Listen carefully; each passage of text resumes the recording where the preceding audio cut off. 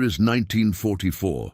The world, scarred by two devastating wars and a Great Depression, is searching for a new beginning. In the quiet town of Bretton Woods, New Hampshire, leaders from 44 allied nations gathered, not just to rebuild, but to reshape the entire global economic order. From this historic meeting, a new system was born, one that would place a single currency at the heart of global commerce. They chose gold, the timeless symbol of value, as the bedrock. But instead of every currency being tied to gold, they would be tied to one currency that was the US dollar. This was the dawn of the Bretton Woods system, a moment that set the stage for America's economic supremacy.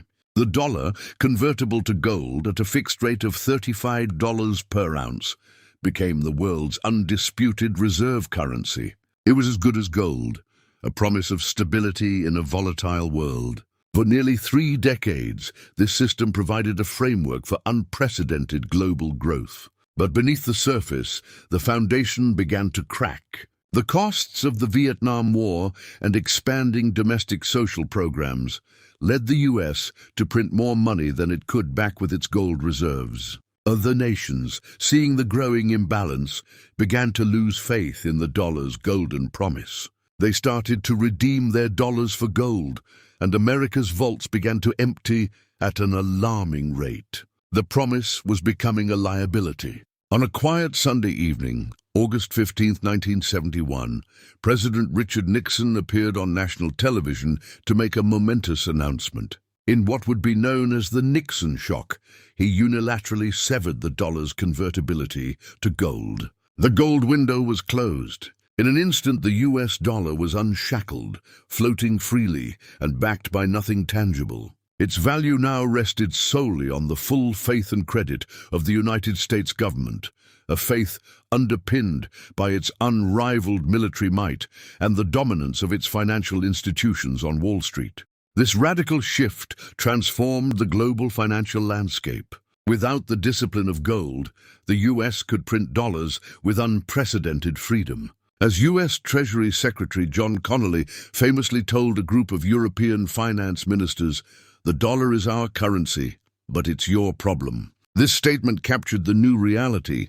The world needed dollars to trade, especially for oil, which was now priced exclusively in dollars, creating the petrodollar system. To get those dollars, other countries had to sell their goods and services to the US or buy US debt. This created a perpetual global demand for the currency. The Federal Reserve's printing presses could now run endlessly, exporting inflation and creating cycles of debt that rippled across the globe. For many nations, holding dollar reserves became a double-edged sword, a necessity for trade, but also a vulnerability to American monetary policy. Today, we live in the system forged by that 1971 decision. While rivals like the euro and the yuan have emerged, the dollar's dominance remains deeply entrenched. The New York Stock Exchange stands as the epicenter of global finance, and American tech giants like Google and Amazon define the digital economy. Every corner of the globe is interconnected by a web of transactions, data streams, and financial flows, and at the center of this complex network still sits the US dollar.